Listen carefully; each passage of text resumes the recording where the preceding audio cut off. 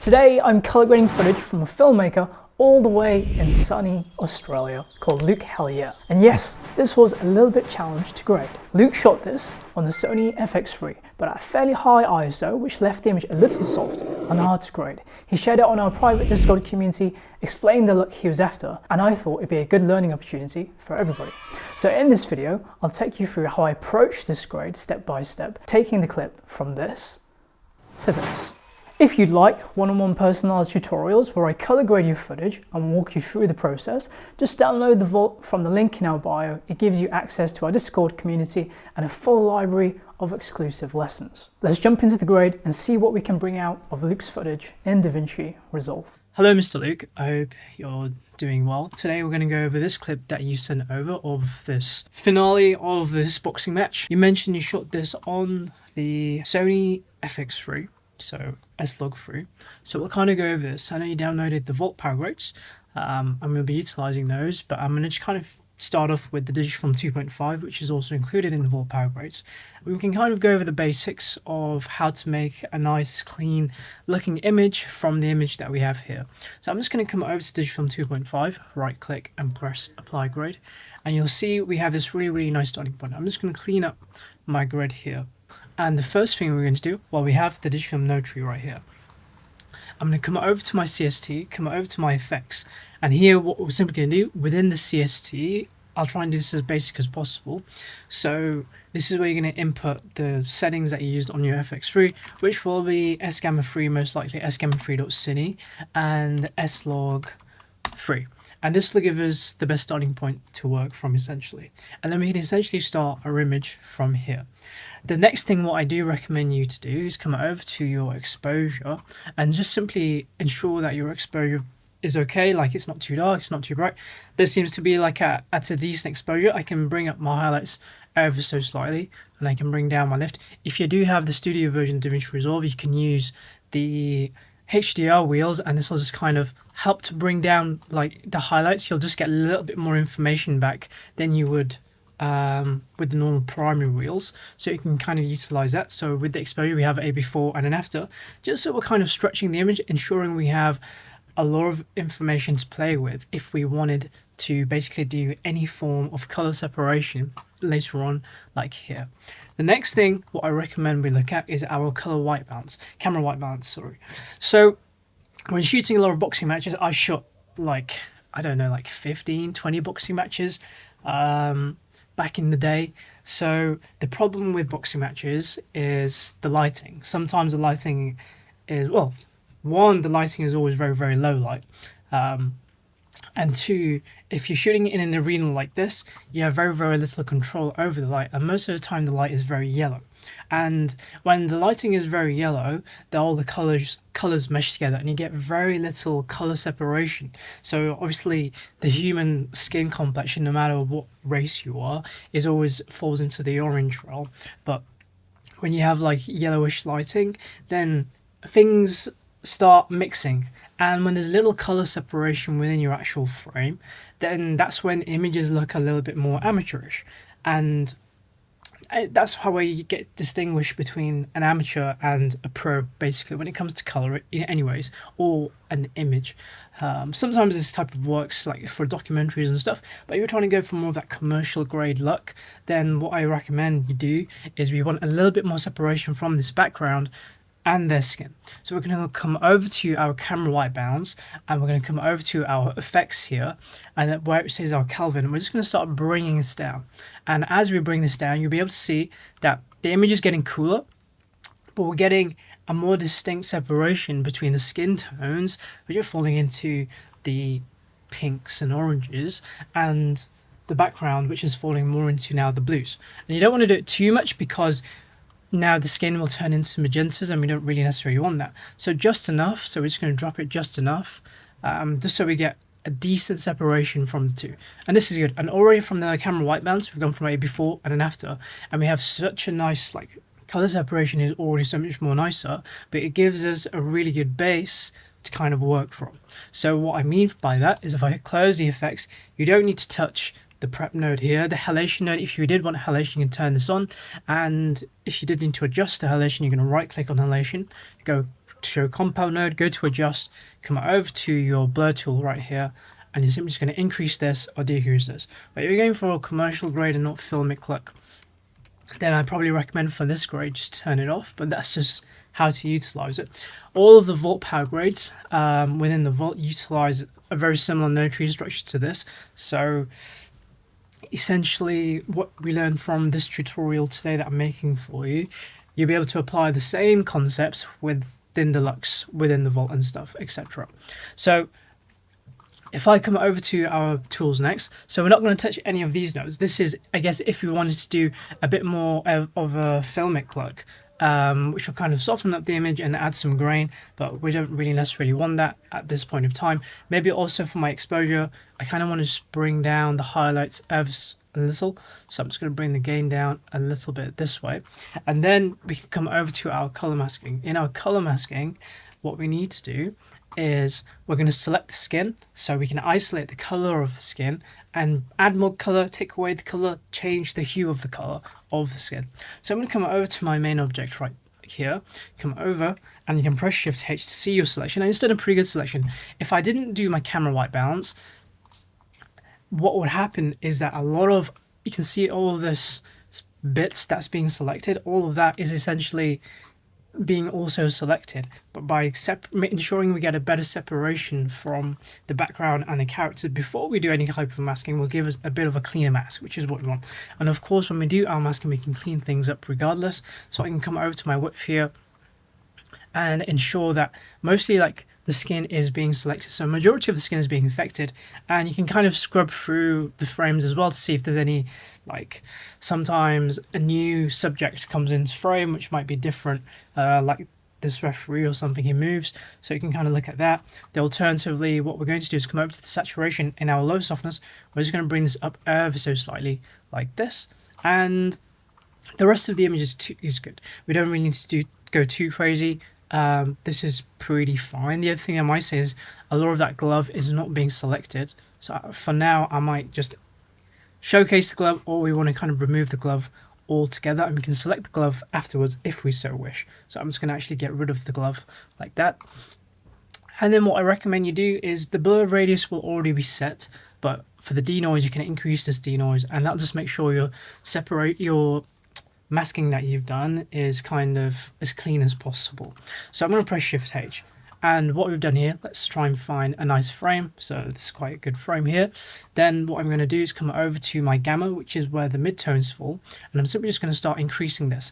And you can see, since we've done our selection, we can adjust the color of the skin in any direction that we desire. So with the skin it falls into the oranges, and you can kind of start shifting this towards the oranges and reds like this.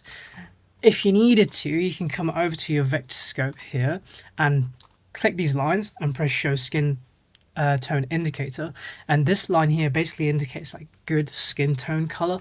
So if I was to come over to my gamma and move this around, you can see that protrusion right there. You kind of want that to fall into that line. If you're not sure about where you need the skin to kind of fall basically, so you can kind of keep that there and keep that on that line and then go from that. So we've added some color towards our skin here, and I'm pretty happy with that. You won't be able to see too much of it before and after. I mean, you can actually if you look quite carefully. We've added some nice color towards the skin like this, and this is looking pretty nice. The other thing you can add to the skin is maybe we can come over to our color slicer and you can add color to our skin this way like this, and you can add density to our skin. So this will just kind of fill in the skin ever so slightly. You don't want to push the image too hard within these color separation nodes, because it's kind of look a little bit plasticky and too fake if you push it too hard.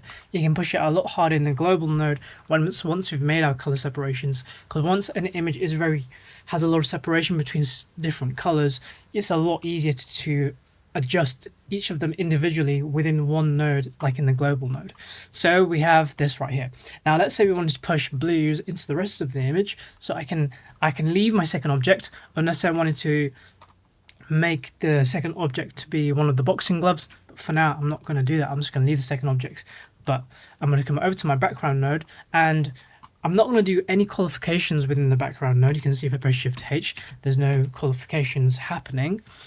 And what I'm going to do, basically how layer mixer nodes works, is that the main object is often the top, is like the priority layer, and all the selections within this node won't be affected on this node. So if I was to add like loads of blues to the image here, you can see that none of the skin is being affected because it's been selected on this node. And that's the beautiful thing about layer mixer nodes. So what I can actually do is actually come over to my offset and start adding blues to our clip like this. And you can see it's very subtle. If I do a before and an after, well, turn off the second object, just select main object, background object, and you can see before and an after that we're adding color towards the skin, but we've added some blues to the background, and we're getting a much more of that clean separation. And it almost looks like that we've gone from a very, like, if I was to select the camera white balance as well, like a very like indoor arena almost, to almost like a Olympic, like Olympic gymnasium when it's lit like really, really nicely. So and you can see the colors are popping out so much better. The reds are separated so much nicer, the blues are separated so much nicer, and we're getting a really, really nice kind of, I want to say starting point, but we're kind of getting to the color grade as we're moving on, and this is looking really, really nice. And then what you're going to do is we're going to move straight to the global node, and within the global node what you do here is you're going to mesh all your grade together. So you've done your color separation, but if you just leave the color separation as it is, basically it can kind of look a little bit like fake-ish, and you use the global node to kind of mesh all the colors together to make it look a little bit more cohesive. So we can do this right here, and within your global node, what we initially did within the normal exposure node is that we try to stretch out the image as much as possible, so we have a lot of information to do any type of color separation.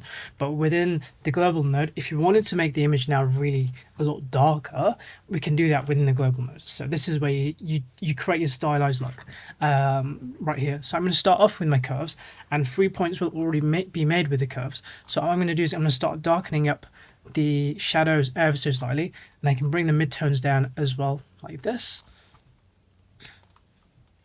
So this is where the shadows fall, this is where the midtones fall, and this is where the highlights fall. And you can kind of maybe bring up the highlights a bit like this as well. So already we have a before and an after, and we've just added a little bit of contrast towards the image like this. Maybe you want to make another point, because we don't want to affect the skin too much, but we do want to affect the blacks. So you can see now only the blacks are really being affected, so I can bring that a little bit further down, and I can bring this up ever so slightly like this. So again, before and after, just on the global, and then we can start adding some color. So I can come over to my primary wheels here, and maybe in the shadows I want to add some more blues. So maybe you want to do a very generic teal and orange grade, so I can come over to my left and start adding blues, or like a teal look to my oranges like this. Not my oranges, my blues. And then I can come over to my gamma, which is my midtones, so where the skin falls, and I can start adding some oranges to the clip like this. And you can see we're starting to add a bit more of a stylized look to this particular image. And I guess it depends on kind of where you wish to take it, how far you kind of want to push the image, but this is looking decent-ish. And yeah, it's just finding a place that you kind of prefer. If that's too teal or blue, you can make it a bit more on the blue side, or if it's too blue, you can just bring that lift in a bit more towards the center and go from there. Alternatively, what you can do is bring the saturation of the overall clips down if you wanted it to be a bit more desaturated. And then what we can do is maybe come over to our color slicer, and we have these red gloves here. Now if I was to increase this, you'll be able to see that now since we did the color separation, we're really only affecting that red boxing glove. And you can then use your density to kind of darken it up, or well, not darken it up, make it more full in terms of the color, or less full, I guess. So you can kind of bring it maybe about here like this, and then you can do the same with the blues. So the blues, obviously a lot of the clip is being affected by this particular blue like this, and you can adjust the density like this, and you can also adjust the hue of that particular color. If you wanted to make it less of the aqua color and more of the normal color, you can adjust that hue wherever you wish. So if you wanted to make it a bit more blue, you can shift this more towards the normal blues of things like this, and the same with this blue right here. You can see the glove is really being affected, so maybe we want to desaturate that a little bit. And then for the overall density of the clip, maybe I just want to make it a little bit more, increase the density ever so slightly like this, and this is looking pretty good. So we've gone from A before, so this is where we were with the when we did the color masking over here with the layer mixer nodes, and then this is the after, and you can see we're really kind of beginning to create much more of a stylistic look. And I don't know if you're going for what type of aspect ratio you're going for. You can come over to your output blanking, maybe just do a 0.2, and that looks a little bit more cinematic.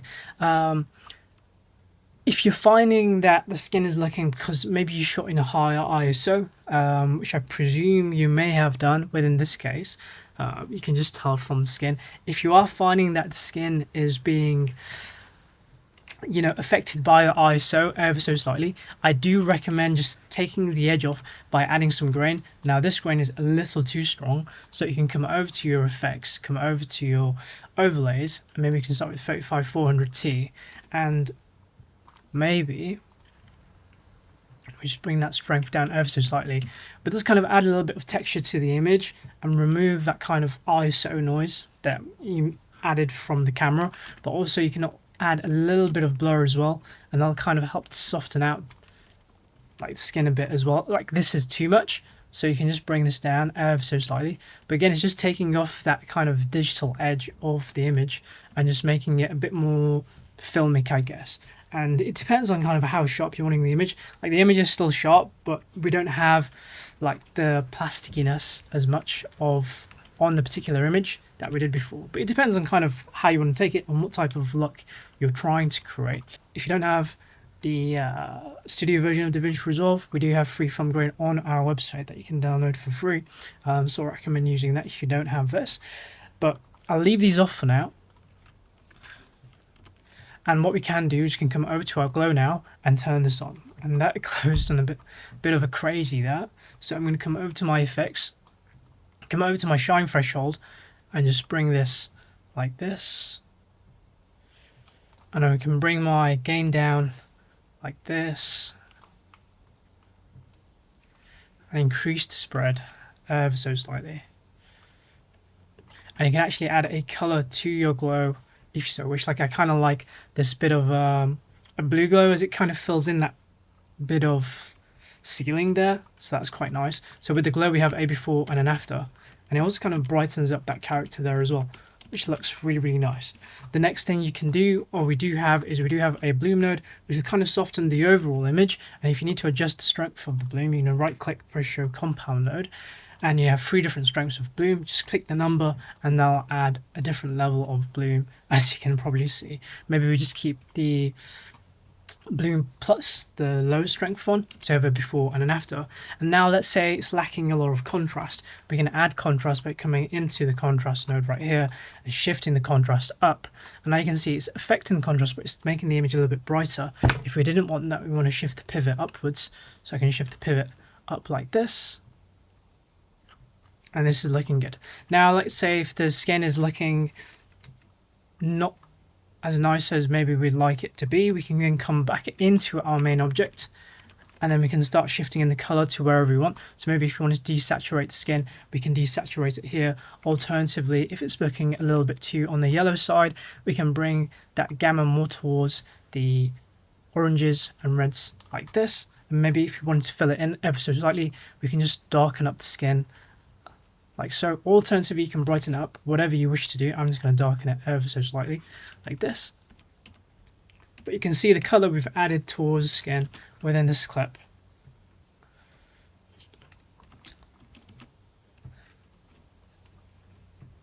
And then what you can do is, I know we did some curves here, maybe you wanted to add a vignette, and this will add a little bit of vignette to your clip. It's before and an after. And we do have a flare node. So in our boxing commercial that you probably watched on our YouTube, we used a lot of flares. And if you're struggling with like, you know, low light performance and the ISO, adding a flare will add that high production value. Like here, we have a before and an after. And in my opinion, basically it takes off a lot of that can you see, I'm pointing with my finger, you see here like how it's not nice because of probably the high ISO. It's kind of making the image like it's breaking it out. But if I was to add this, it kind of hides that. And when you're hiding those imperfections like this, then you start creating a bit more of that high production value image, essentially. So this is looking pretty cool. I'm a big fan of flares. A lot of people hate flares. And maybe I'm just going to make a few more nodes right here. And what I'll do is I'm just going to bring the image down. I'm going to bring the image down like this. Actually, I'll do that in a second. What I'll do first here is I'll just make an isolation power window like this. And I'll just bring them up ever so slightly in the middle. And then within this particular node, I can then bring the whole image down like this. Maybe bring the midtones up and bring the image down. And this will kind of help just to darken the image like this.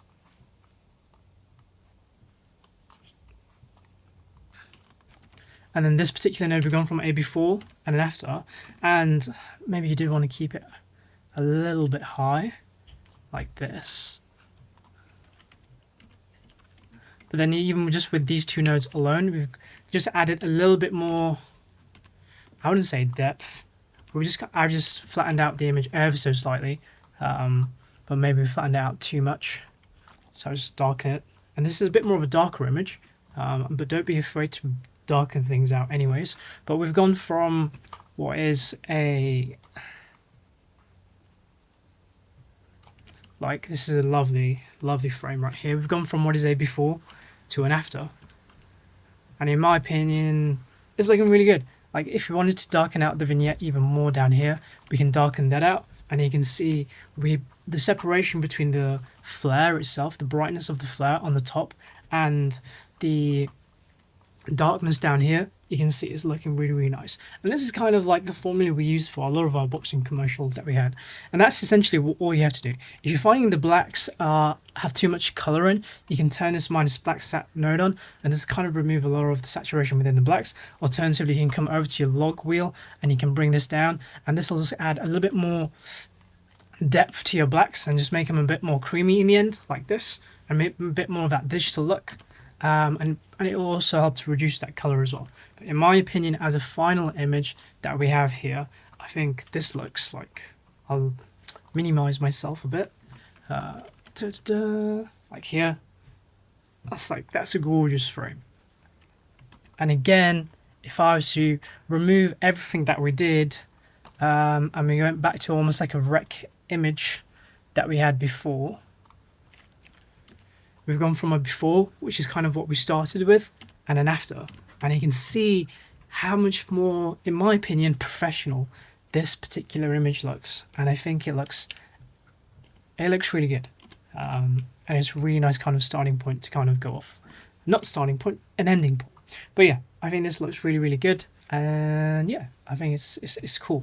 So the next thing we're just going to go over, so that's the grade. And with the Volt Power grades, have a play. There's loads of tutorials. There's not a lot of tutorials. There's a few tutorials I recommend you watching first. If you do have any questions about them, feel free to ask me again. But these will give you like a few different types of looks from different looks that we have here. But in terms of the boxing commercial that we have here, so in terms of the sound, so I used sound. I always recommend trying to get sound when you're shooting. You won't probably be able to hear this because I'm using my headphones, so you can't probably hear anything.